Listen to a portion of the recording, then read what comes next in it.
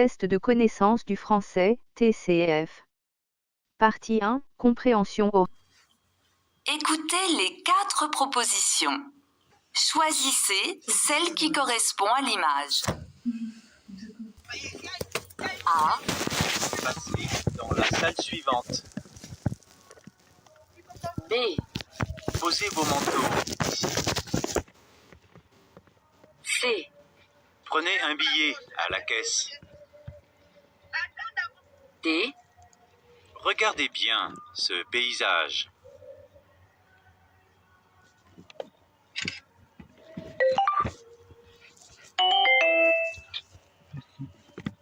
Regardez l'image 2. A. Dépêche-toi, le train va bientôt partir. B. Fais un beau sourire pour la photo. C. Passe une bonne journée et travaille bien. D. Prends ton parapluie, il va bientôt pleuvoir.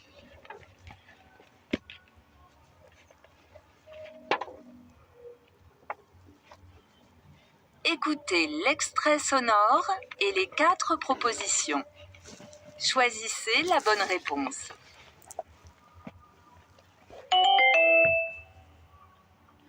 Question 3. Qu'est-ce que tu as pensé du match de football hier? A. Il préfère faire de la natation. B. Je ne peux pas, j'ai perdu mon ballon. C. Les 2 équipes ont très bien joué. D. On peut le regarder ensemble.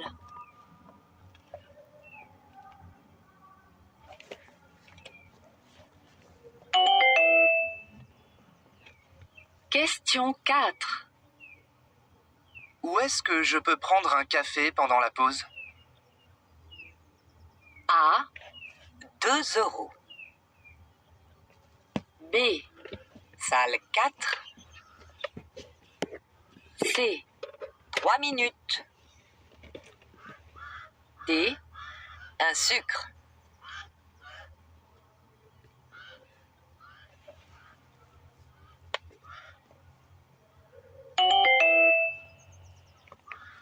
Question 5.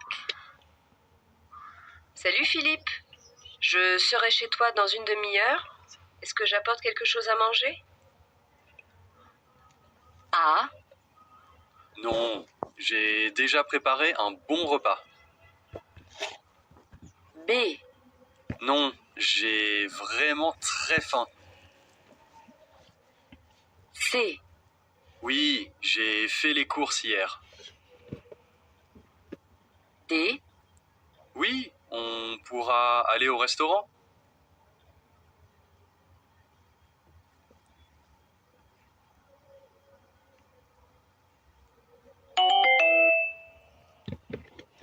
Question 6. Oh, des skis! C'est un super cadeau! Comment vous avez eu l'idée? A. On a demandé à ton frère. B. On a fait ton gâteau préféré. C. On a invité tes amis et ta famille. D. On a réservé une salle.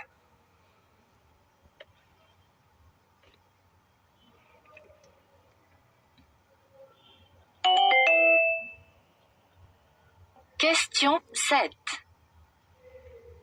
J'ai 2 places pour aller voir Hamlet au théâtre la semaine prochaine. Ça t'intéresse de venir avec moi? A. Ah oui, c'est une bonne idée. B. Oui, j'ai aimé ce film. C. Oui, on prend les billets? D. Oui, regarde le programme.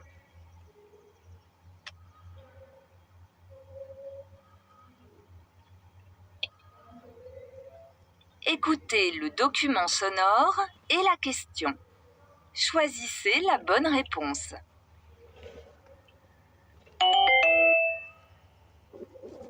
Eh bien, Julie, qu'est-ce qu'il y a? Je vais déménager parce que mon propriétaire veut vendre l'appartement et faire de gros travaux dans quelques mois. Je regarde les annonces sur Internet. Et tu as déjà trouvé un logement? Non, pas encore. Tu sais que Malika cherche un colocataire? Tu pourrais faire des économies sur le loyer? Oui, mais je préfère vivre seule. Question 8. Qu'est-ce que Julie explique?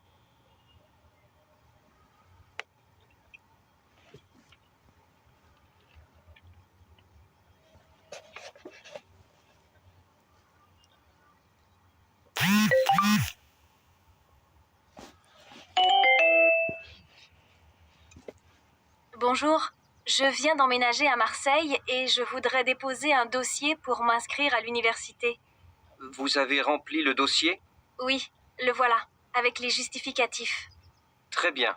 Mais je ne vois pas la copie de votre passeport. C'est indispensable. Question 9. Que souhaite la jeune femme?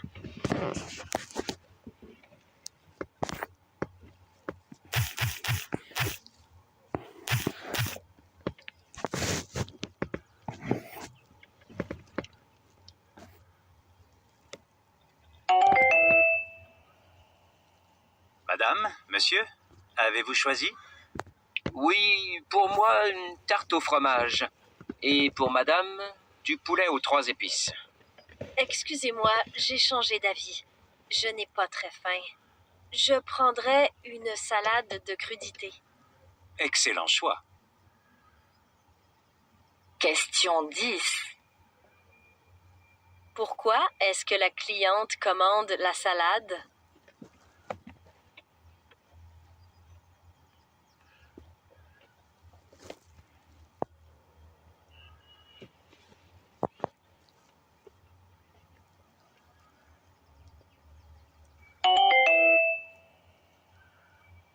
Association Vie étudiante, bonjour. Bonjour madame, je suis un étudiant étranger et je cherche un logement. Est-ce que vous voulez une chambre en cité universitaire? Non. Vous cherchez un appartement en colocation? Non, j'aimerais un studio. Bien. Je vous envoie des adresses de propriétaires par courriel. Question 11. Qu'est-ce que cet étudiant veut?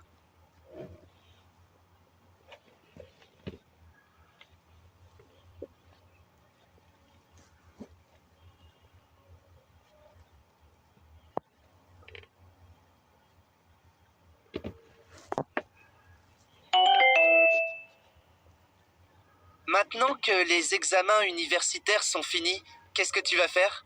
Je voudrais faire un stage de langue espagnole pendant 1 mois. Bonne idée! J'en ai fait un l'année dernière en Argentine. C'était super! Je ne veux pas aller si loin. Je pense plutôt à l'Espagne. Tu devrais aller dans le sud, à Séville. C'est une ville magnifique. Pourquoi pas? Mais j'ai un petit budget. Je dois voir si je peux trouver un logement pas trop cher. Question 12. De quoi parlent ces deux personnes?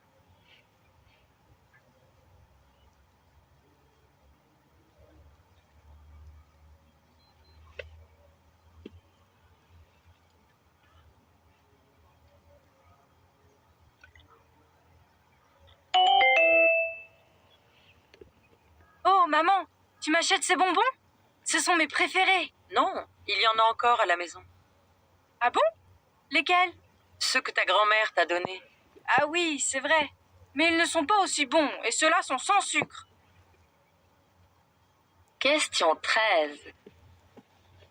Pourquoi la mère refuse-t-elle d'acheter des bonbons?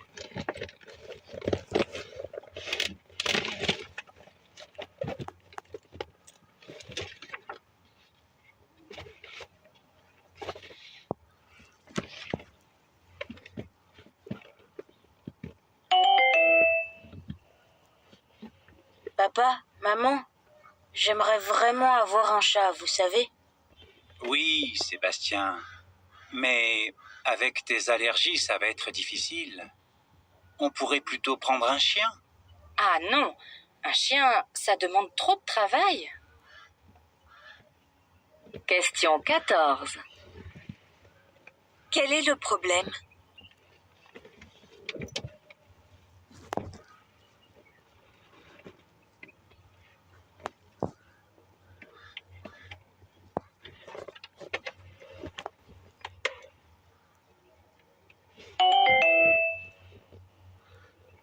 Alors, tu as trouvé un logement? Oui, c'est tout petit. Il y a une seule pièce. C'est au 2e étage d'un immeuble situé en plein centre-ville. En plus, la propriétaire est gentille. C'est ce qu'il me faut. Question 15. Dans quel type de logement habite cette personne?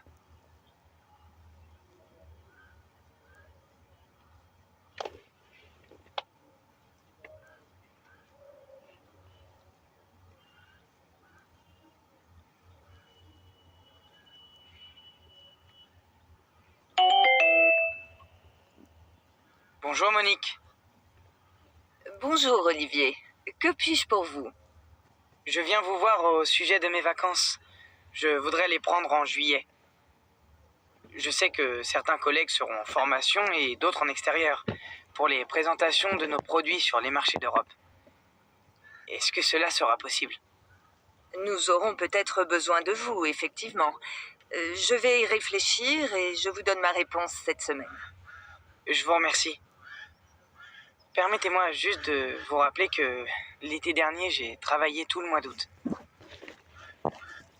Question 16. Que demande Olivier?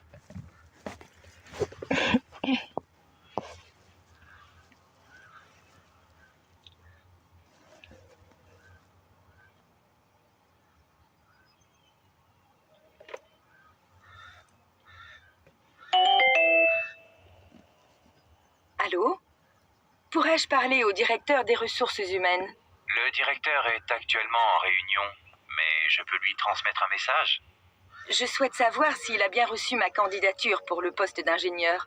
Je lui ai envoyé mon CV et ma lettre de motivation il y a 2 semaines et je n'ai pas reçu de réponse. Donnez-moi votre nom, s'il vous plaît, et je lui dirai de vous recontacter. Question 17. Quel est l'objet de cet appel?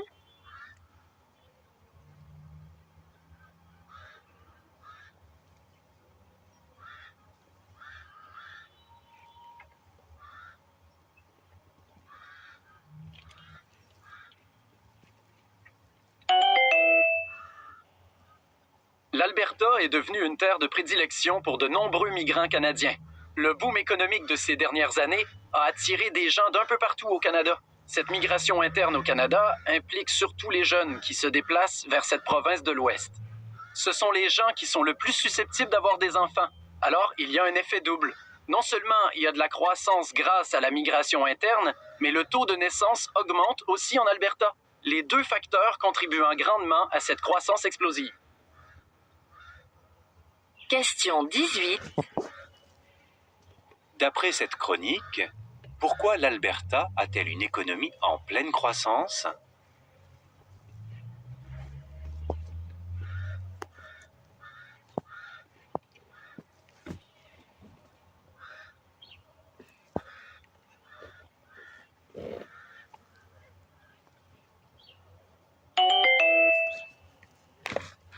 Ah tiens Camilo, tu es au bureau aujourd'hui?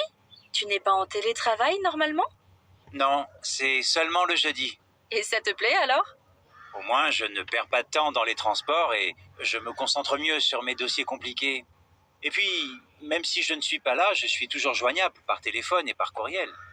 Il m'arrive même d'assister à des réunions par visioconférence. Ce n'est pas très différent d'une journée normale. Question 19. De quoi parlent les 2 personnes?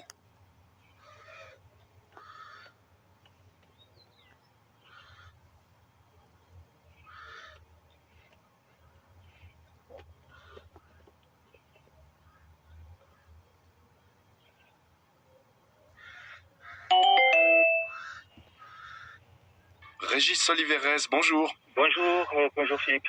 Régis, vous lancez une aventure, enfin vous lycéens, dans une aventure assez incroyable, qui est de participer à la réalisation d'un film avec un réalisateur professionnel, avec des professionnels du cinéma. Il s'appelle François Chailloux. Oui, à l'occasion du festival de Luchon, ah oui, j'ai rencontré François, je lui ai dit que je voulais faire un film. Question 20. Quel est le projet de Régis Oliveres et de ses élèves?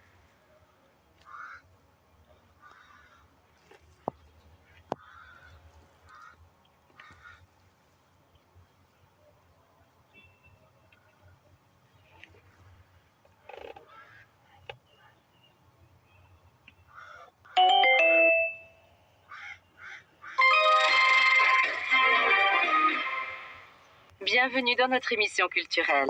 Le peintre Soulages, connu mondialement, est célébré dans son pays au Musée d'art moderne de Paris. L'exposition s'appelle Noir Lumière parce que le noir de Soulages ne ressemble à aucun autre. Question 21. Qu'apprend-on sur le peintre Pierre Soulages?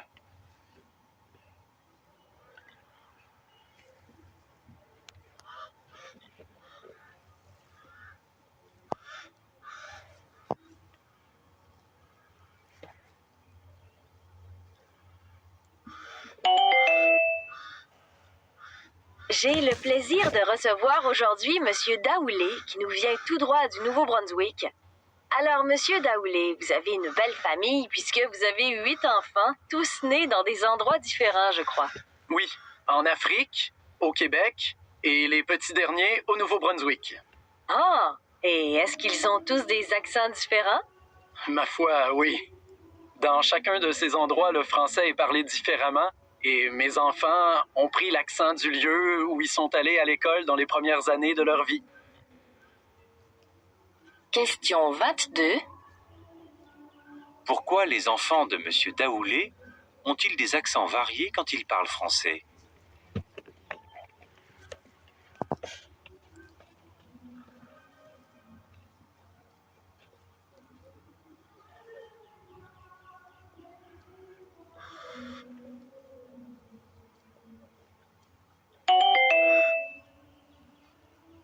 Je crois que les difficultés en matière de lecture ont des causes à la fois individuelles et sociales. Les parents, par exemple, parce qu'ils sont angoissés par l'avenir de leurs enfants, leur présentent souvent la lecture comme une obligation, une démarche indispensable pour réussir, et c'est une erreur, parce que la lecture est avant tout un plaisir. Un livre, c'est un voyage, une découverte, une aventure, et il faudrait faire découvrir la lecture aux enfants comme on leur fait découvrir la cuisine chinoise ou les jeux dans la neige. Et puis, les parents refusent aussi souvent à leurs enfants des lectures qu'ils considèrent comme mineures. Les bandes dessinées, par exemple, et ça aussi, c'est une erreur. Lire une bande dessinée, c'est lire. Et ça permet souvent d'ailleurs de découvrir ensuite d'autres formes de littérature. Question 23. Que conseille cette intervenante aux parents?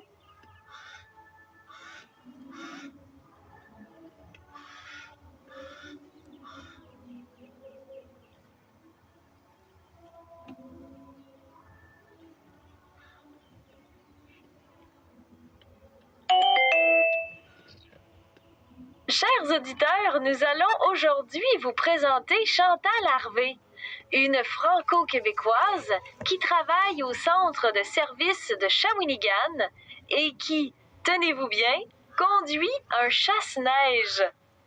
Alors, Chantal, comment on se sent aux commandes de cette grosse machine? Je me sens parfaitement dans mon élément. Et votre chef, qu'en pense-t-il? Vous êtes satisfait d'avoir une femme dans votre équipe? Oh, j'en suis ravi. Elle a assimilé rapidement les manœuvres d'exécution et elle intervient efficacement aux endroits stratégiques. Même si elle s'y connaît peu en déneigement, elle a su tirer son épingle du jeu. C'est une personne courageuse. Et regardez comme elle est à l'aise aux manettes de cet engin. On jurerait qu'elle a fait ça toute sa vie. Question 24. Pourquoi son responsable est-il satisfait de Chantal?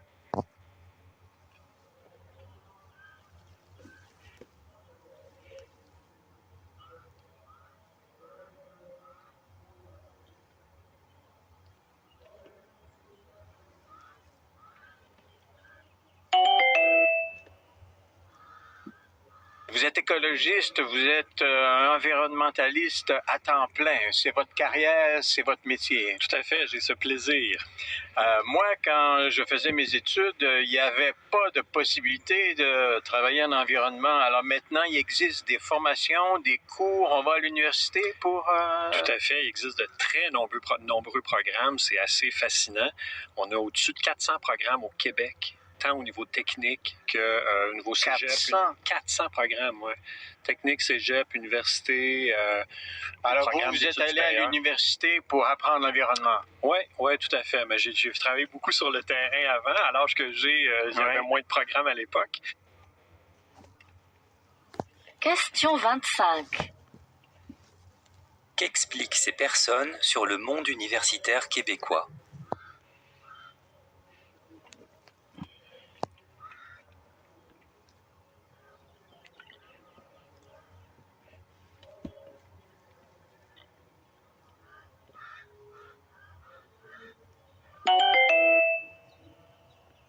D'un côté, certaines personnes âgées ont de la place chez elles et besoin d'aide dans leur quotidien.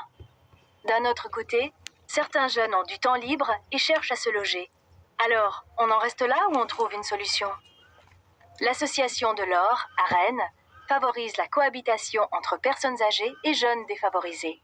Si vous voulez soutenir ce type de solution, rendez-vous sur fondationdefrance.org. Question 26. Que propose l'association présentée?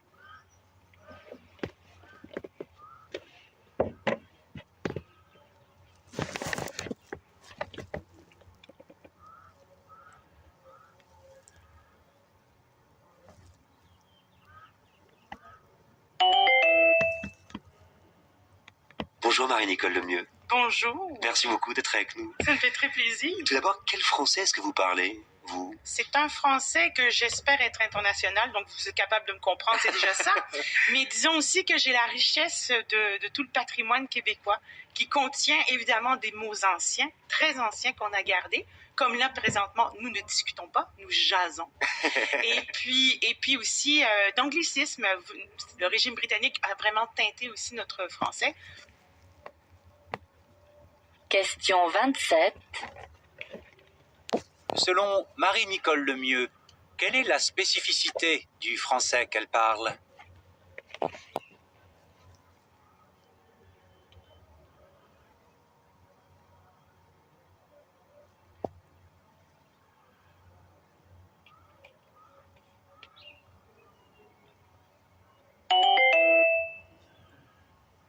Je pense que le chef de département a raison.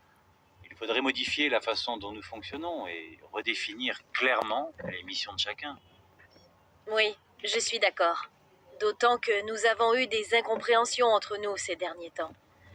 D'après moi, elles sont directement liées au fait que personne ne sait précisément où commence son rôle et surtout où il s'arrête dans le projet.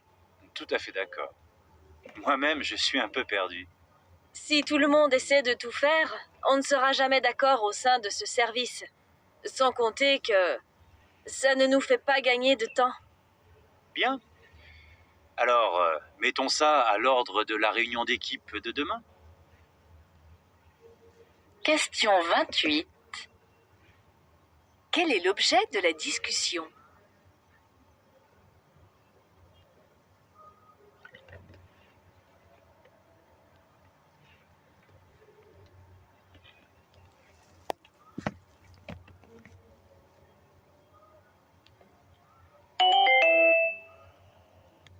Parlons maintenant de l'enseignement à distance. Marielle Barrault, vous nous présentez un logiciel qui fait des fiches de révision à votre place, c'est ça? Finalement, vous voulez inciter nos auditeurs étudiants à se tourner les pouces. Ce n'est pas exactement ça. On vous propose en fait de travailler plus efficacement. C'est un logiciel qui s'adapte à toutes les matières et qui vous fait réviser. Le principe, c'est que vous numérisez en un temps record n'importe quel cours. Vous faites vous-même votre fiche de révision que vous saisissez sur votre clavier et le logiciel vous interroge de la façon la plus adéquate pour vous faire apprendre.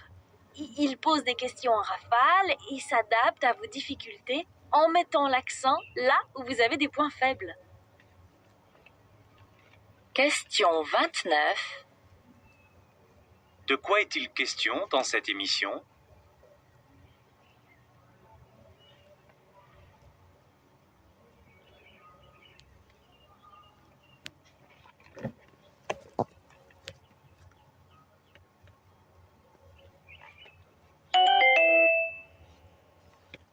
La vieille dame de fer dans tous ses états, ou comment les jeunes sans complexe se sont mesurés à cette forme unique qu'est la tour Eiffel.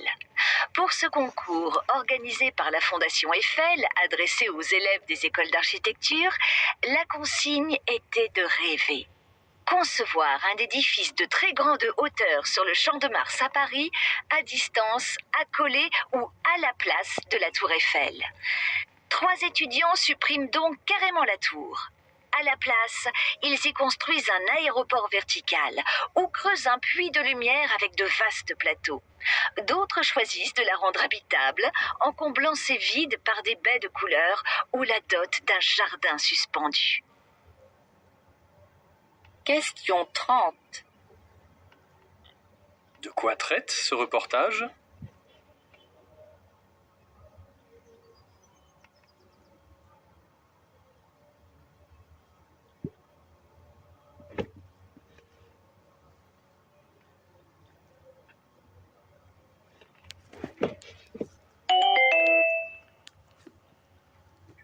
Là, on vient très récemment d'observer pour la première fois un trou noir, Hubert. Quelle a été votre réaction? Oui, c'est le moment où on découvre une chose pour la première fois, et surtout le fait que cette idée des trous noirs, qui a été inventée par Einstein dans les années 1910-15, je ne me souviens pas, c'était au départ une théorie.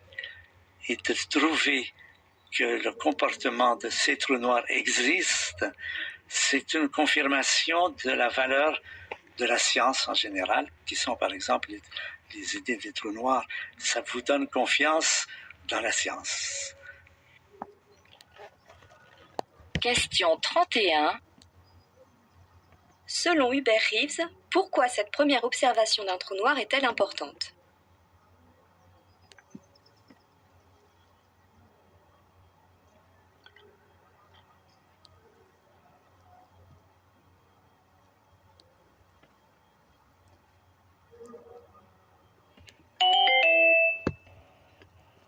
C'est au cours de cette réunion internationale qu'un premier accord a été trouvé in extremis entre les 2 pays, et de nouvelles négociations commencent aujourd'hui. Mais sur le fond, rien n'est encore fait. En effet, il aura fallu 2 jours de négociations marathon pour parvenir à accoucher de ce document conjoint. Cela marque donc le début d'un processus, mais il faut rester prudent, car c'est maintenant que les choses démarrent réellement. Alors, amorce d'un processus de paix ou conférence symbolique? La secrétaire d'État a d'ailleurs précisé hier soir que l'échec n'était pas une option. En fait, on n'est pas encore rentré dans le vif du sujet. Beaucoup de points n'ont pas encore été abordés et n'ont pas été détaillés dans le document conjoint, car les 2 parties n'ont pas réussi à se mettre d'accord sur la formulation. Question 32. Pourquoi la journaliste reste-t-elle prudente?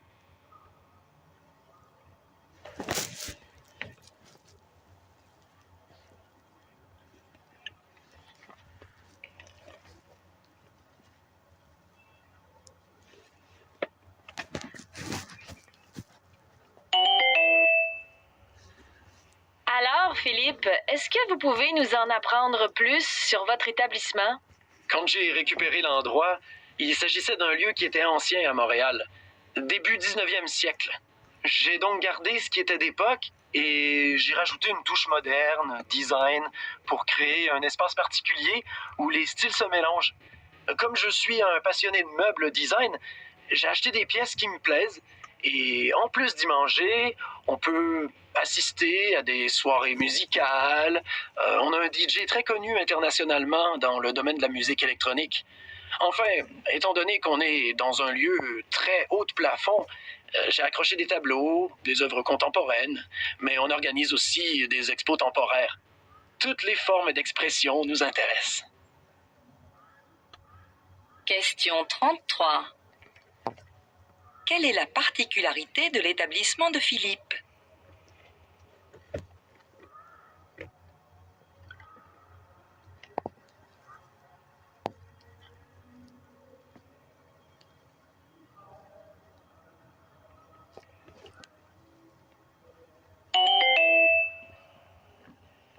C'est la 4e édition de ce rendez-vous qui s'échelonne sur 2 semaines avec une 50aine d'auteurs invités. Pourquoi l'avoir appelé Hors Limite? Ça n'évoque pas du tout la littérature.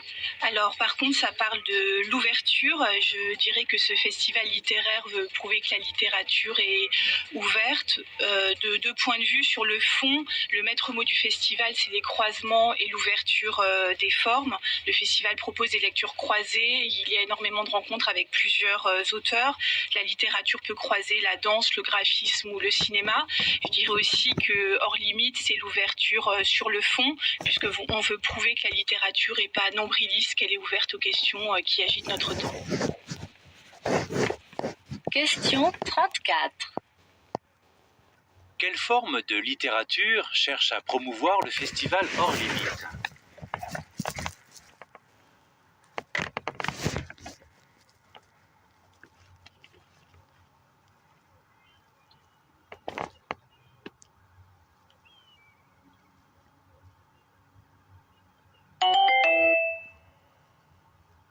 Internet pollue. Cette technologie consomme aujourd'hui 10% de l'énergie mondiale et cette consommation augmente d'année en année. Depuis 2013, elle a doublé. Alors, pour enrayer ce fléau, une application a été créée afin de nous inciter à mieux utiliser nos smartphones car chaque geste compte. Comment se présente-t-elle cette application? Eh bien, comme pour mieux se faire entendre, Mathilde, elle prend la forme d'un assistant vocal dont le but est de nous aider à revoir certains de nos réflexes. Et quel est le principe?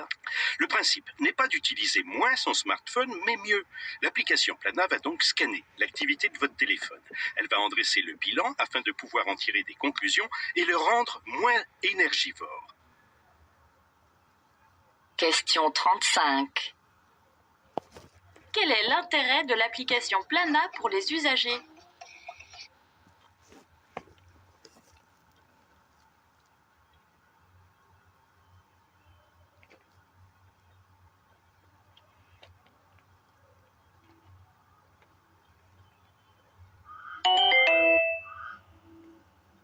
Et on est rendu à notre chronique littéraire avec Audrey Menez. Alors tout d'abord, autostop, Daniel Bélanger. Alors on a affaire évidemment donc à un musicien, guitariste aguerri, mais Daniel Bélanger c'est d'abord un compositeur, c'est l'auteur de ses chansons et c'est ce pan de son travail qu'on retrouve ici. Pour la forme du récit, on a d'ailleurs cette présentation là que l'on trouve dans les jaquettes des CD, là vous savez, le texte qui est centré au milieu de la page, donc on a des renvois à la ligne à chaque nouvelle strophe. Ici c'est la même chose. C'est la partition que j'aimerais voir. Ce format, quoi, c'est une nouveauté chez les allusifs. Voilà, on connaît cette maison d'édition pour ses parutions souvent étrangères, aussi poétiques, mais les allusifs, là, ils sortent une nouvelle collection de petits livres qu'ils appellent Les Peurs, avec comme adage, un auteur, une peur, un livre. Question 36. Quelle est la particularité de l'œuvre présentée?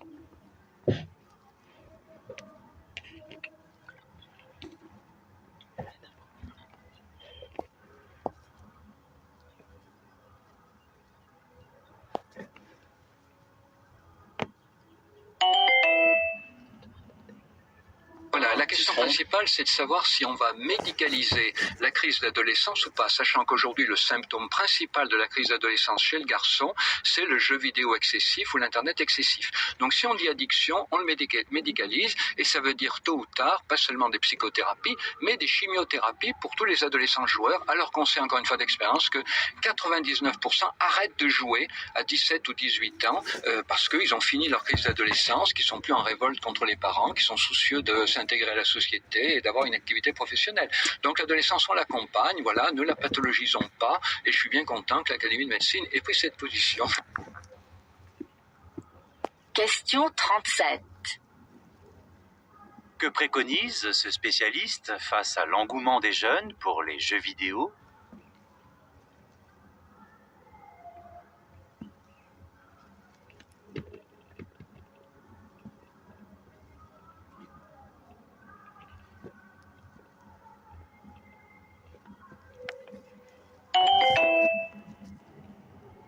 Grande-Bretagne, quand un consommateur achète un produit défectueux, il a le choix entre la réparation, le remplacement ou le remboursement. En Allemagne, c'est le commerçant qui décide pour lui.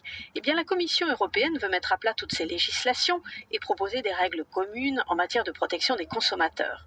Harmonisation maximale ou minimale, au Parlement européen, le débat dure depuis 2 ans. L'eurodéputée socialiste allemande Evelyn Gebhardt redoute, elle, l'harmonisation maximale préconisée par Bruxelles. Elle estime que la Commission doit respecter les usages en cours dans chaque pays. Nous avons des traditions, des cultures très différentes et les consommateurs ont des demandes différentes aussi dans les États membres, ce qui crée évidemment une différenciation assez grande dans le droit qui existe. C'est pour ça que jusqu'à maintenant, nous avons toujours dit nous faisons une harmonisation minimale, un minimum de droits qui doivent être là, mais nous laissons une flexibilité aux États membres pour donner une réponse aux demandes des citoyens. Question 38. Que recommande l'eurodéputée Evelyn Gebhardt?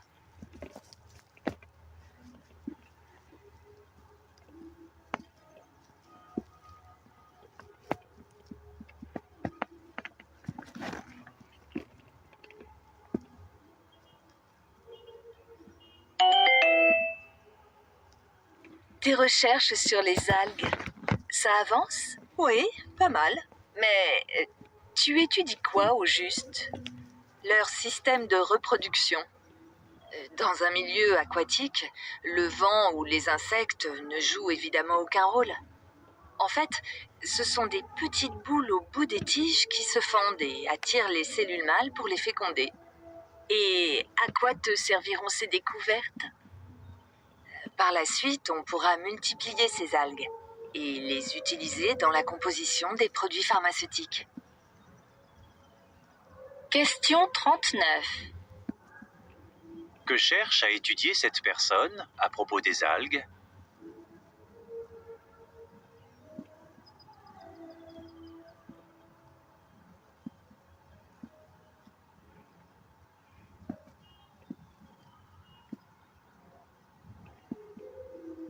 La partie compréhension orale est terminée.